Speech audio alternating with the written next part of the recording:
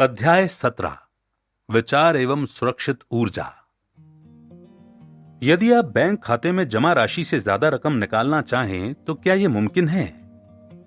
नियमों के अनुसार रकम से ज्यादा राशि के चेक को खारिज कर दिया जाएगा, लेकिन यदि बैंक के साथ आपके संबंध घनिष्ठ हैं तो शायद आपका चेक खारिज नहीं किया जाएगा और चेक की रकम का भुगतान करने के बाद बाकी राशि अदा करने के लिए सूचित किया जाएगा। आपसी संबंधों में पसंद नापसंद का इस्तेमाल किया जा सकता है, लेकिन याद रखें, प्रकृति की कोई पसंद नापसंद नहीं होती, अतः प्रकृति से कुछ उधार नहीं मिलता। प्रकृति ईंधन से भरी टंकी की तरह करुणा रहित होती है। टंकी का ईंधन खत्म तो मशीन बंद।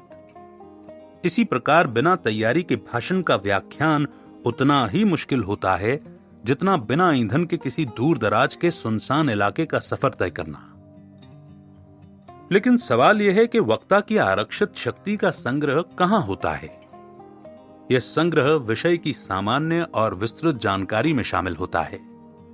विचारों की प्रबलता में सचेत रहने का गुण शामिल होता है। विशेष तौर पर प्रकृति के नियमों और कारणों को समझने में होता है। इस तरह की प्रतिभावना से वक्ता स्वयं मानसिक व शारीरिक शक्ति का संचालक बन जाता है। इस विधि का पहला अहम तत्व है उचित तैयारी और आखिरी है आत्मशक्ति। इन दोनों सिद्धांतों की महानता का आत्मविश्वास और तैयारी के जरिए बहाव इस अध्याय में विस्तृत वर्णन किया जा चुका है। इसके अलावा जनता के समक्ष बोलने के लिए उचित तैयारी की विधि का वर्णन अगले अध्याय में किया जाएगा। इसीलिए इस अध्याय का ध्यान विचारों की आरक्षित शक्ति पर केंद्रित है। मानसिक शक्ति का भंडार। खाली खाद्य भंडार की तरह खाली दिमाग एक गंभीर विषय है या नहीं, यह मौजूदा संसाधनों की उपलब्धता पर आधारित होता है। रसोई घर में खाद्य सामग्री खत्म होने की स्थिति में गृहिणी बर्तनों को उलटने पलटने की जगह राशन की दुकान पर खाद्य सामग्री खरीदने पहुंचती है। इसी प्रकार विचारों की कमी की स्थिति में दिमाग को इधर उधर भटकाने की जगह विषय से संबंधित जानकारी हासिल करनी चाहिए। याद रखें, बिना तैयारी मंच पर पहुंचने की गलती नहीं करनी चाहिए। विचारों से खाली दिमाग को नई एवं उपयोगी जानकारी से भरना चाहिए। जमीन से प्राकृतिक तौर पर उत्पन्न कूप से पानी का फव्वारा तेजी से ऊपर की ओर उठकर कई फीट ऊंचाई तक पहुंच जाता है।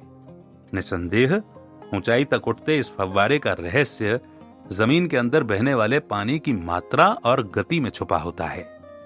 यदि आपके दिमाग में भी विचारों का सैलाब उफान मारता है तो उसे रोकने की क्या जरूरत है? अधिक हासिल करने का मतलब अधिक नहीं होता, अतः अधिक नहीं सर्वाधिक की कामना करनी चाहिए।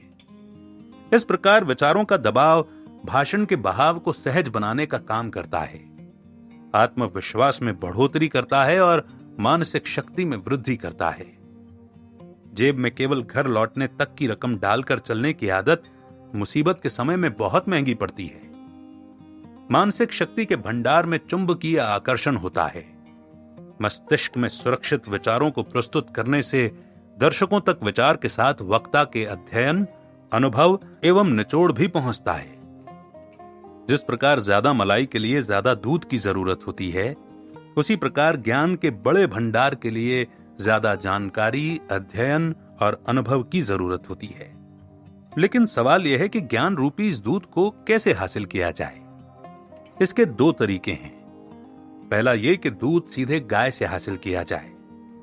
दूसरा तरीका यह है कि दूध विक्रेता से लिया जाए।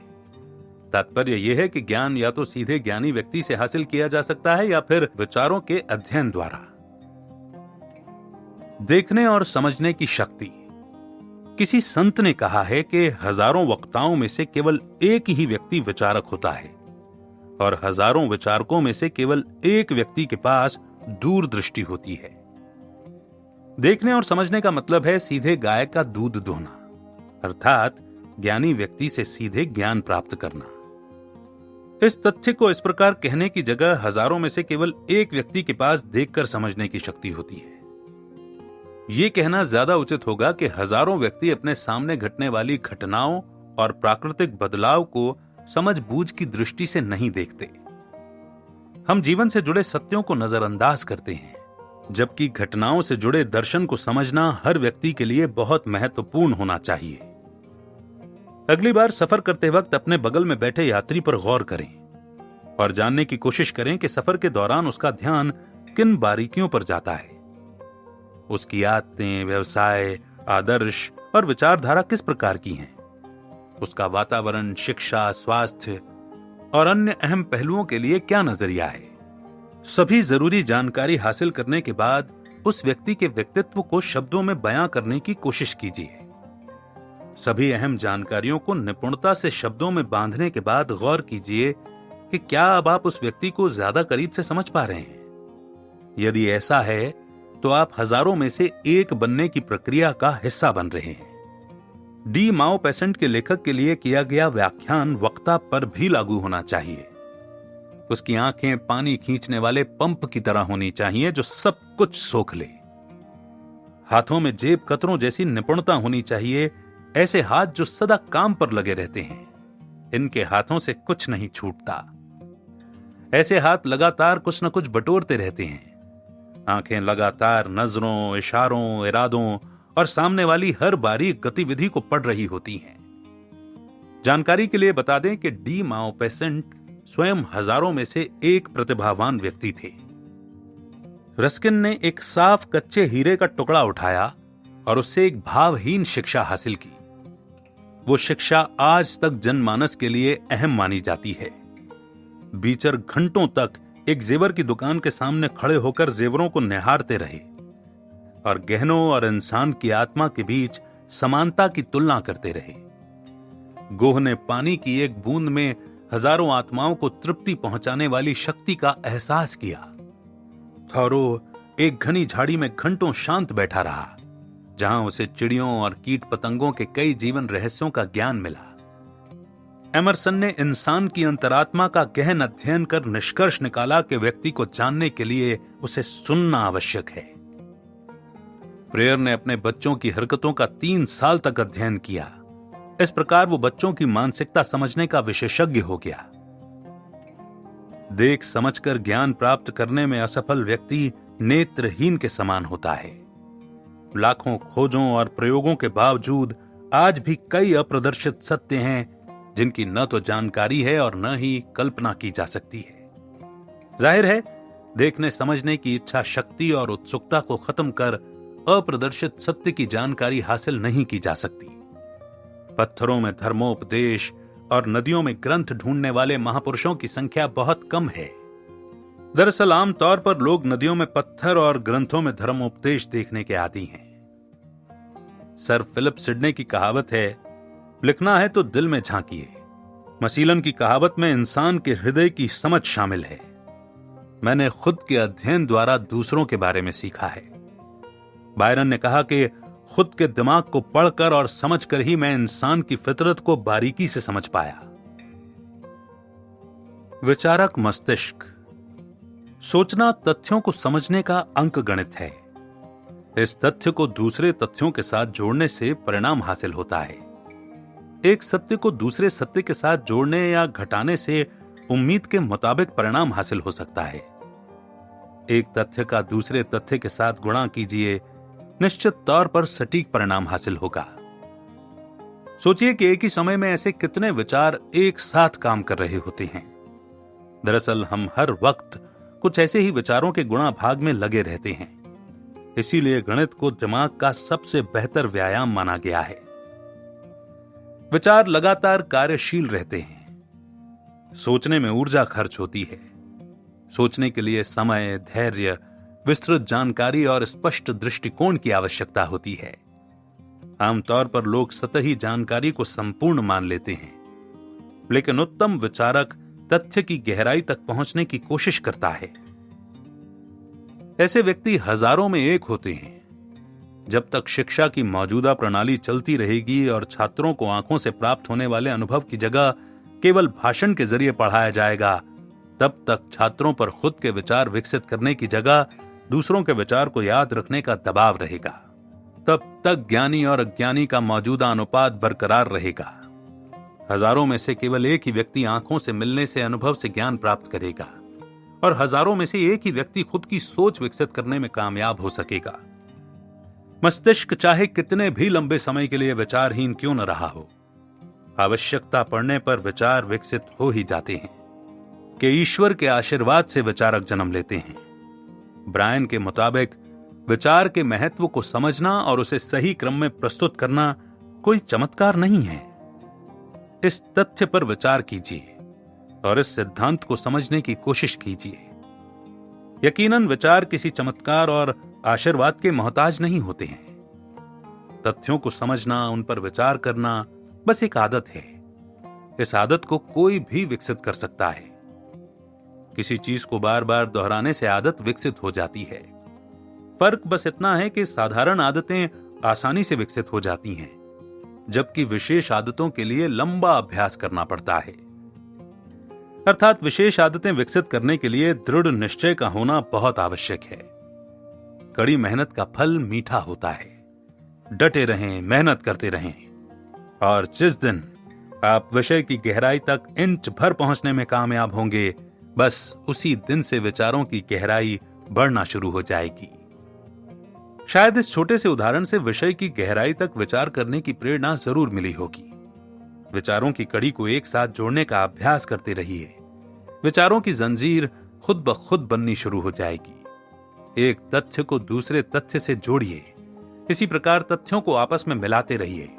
विचारों का प्रवाह विकसित हो जाएगा। सोचना और तथ्यों को बारीकी से समझना सभी मानसिक अभ्यासों में श्रेष्ठतम अभ्यास है। खास तौर पर ध्यान रखें कि किसी अहम विचार पर राय तथ्यों को जांचे बिना हावी नहीं होनी चाहिए। विचार जहां एक तरफ शक्ति प्रदान करते हैं, वहीं शक्ति का सुरक्षित रूप से संचय भी करते हैं। किसी लेखक ने विचार और ज्ञान के बीच संबंध को कुछ इस तरह से सामान्य पंक्तियों में समझाया है।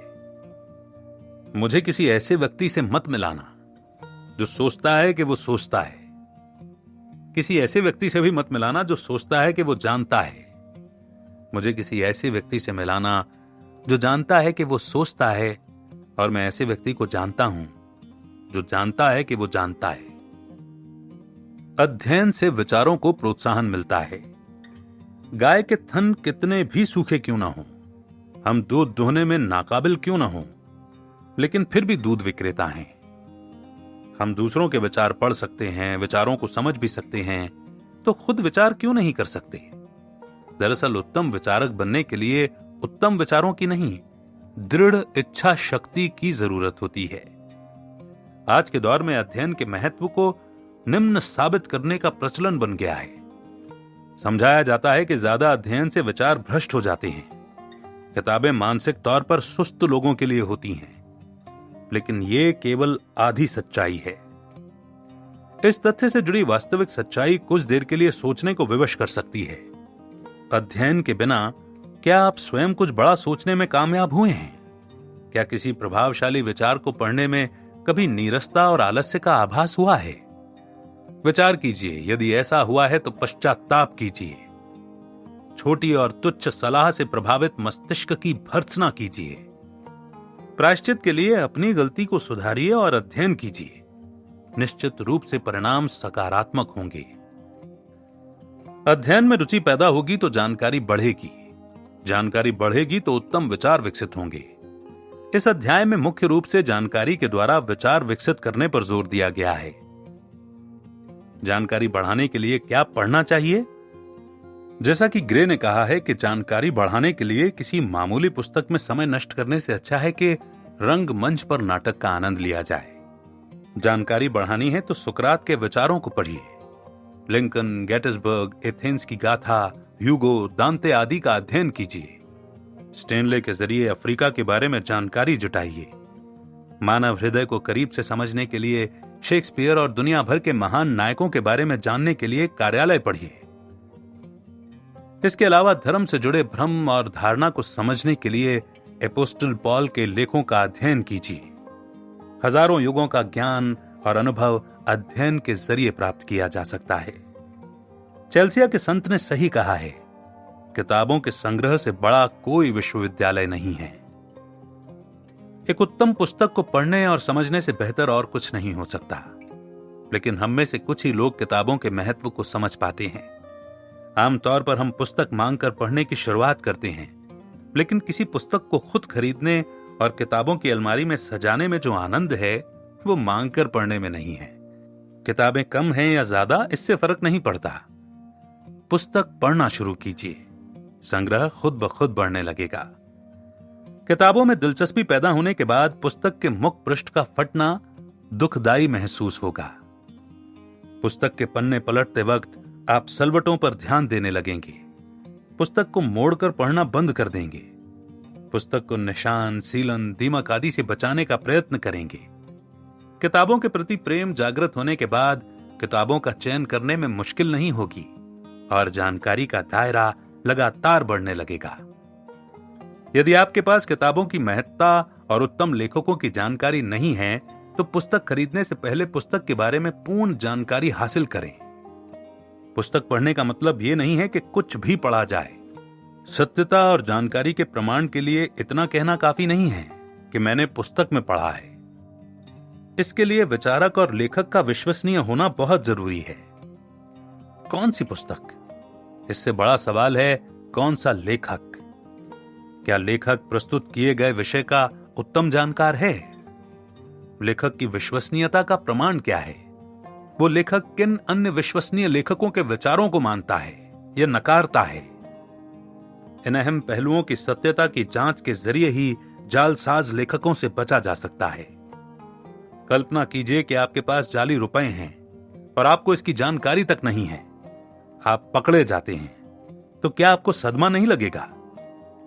लिहाजा जालसाज और जाली पुस्तकों से बचने की कोशिश कीजिए।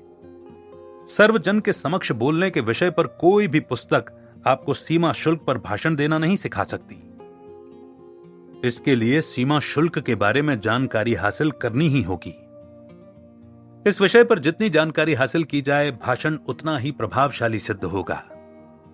उदाहरण के तौर पर सरकारी नीतियों पर चर्चा कर रहे उस समूह के बारे में सोचिए जो सरकार की सामाजिक नीतियों पर वाद विवाद कर रहे हों। निसंदेह इस विवाद में समाजवादी विचारक माननीय अ के विचारों की आलोचना की जाएगी। साथ ही इस नीति से जुड़े निष्पक्ष नेता ब की भी आलोचना होगी। ऐसा भी हो सकता है कि वाद विवाद में केवल नेताओं के चरित्र पर ही चर्चा हो और नीति से जुड़े सामाजिक पहलू को छेड़ा ही न जाए। चर्चा का निष्कर्ष ये भी हो सकता है कि माननीय अ और ब को समाजवाद का ज्ञान ही नहीं है। रॉबर्ट लुइस स्टीवेंसन ने कहा है कि इंसान केवल रोटी पर जिंदा नहीं है, सूचक शब्द भी बराबर महत्व रखते हैं। यदि आप भी इसी समूह की विचारधारा से प्रभावित व्यक्ति हैं, सरकार या सरकारी नीतियों की आलोचना या वकालत तथ्यों को जाने बिना करते हैं, तो इस आदत को तत्काल सुधारने का प्रयत्न कीजिए। किसी मुद्दे के विषय में निष्कर्ष तक पहुंचने से पहले सभी तथ्यों और पहलुओं की बारीकी से जांच कीजिए और विषय की गहराई को समझिए।